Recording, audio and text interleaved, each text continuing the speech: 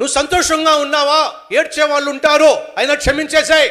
నువ్వు పైకి వస్తున్నావా, నిన్ను పడేసే వాళ్ళు ఉంటారు, అయినా క్షమించేసేయ్. నువ్వు విజయం సాధిస్తున్నావా, విమర్శించే వాళ్ళు ఉంటారు, అయినా క్షమించేసేయ్.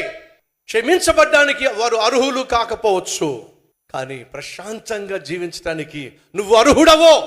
నువ్వు ప్రశాంతంగా జీవించాలంటే నీ మనసులో ఏ ఒక్కరి పైన పగ కానీ, ద్వేషం కానీ, అసూయ కానీ, ఆయాసం కానీ ఉండడానికి వీల్లేదు. ఎవరిని క్షమించాలి? ఎవరి మీద మీ మనసులో కోపం ఉందో, ఎవరి మీద మీ మనసులో పగ ఉందో, ద్వేషం ఉందో క్షమించేసేయాలి. హృదయపూర్వకంగా చెప్పగలుగుతా, ఈరోజు వరకు నేను క్షమించని వ్యక్తి అంటూ ఎవరూ లేరండి.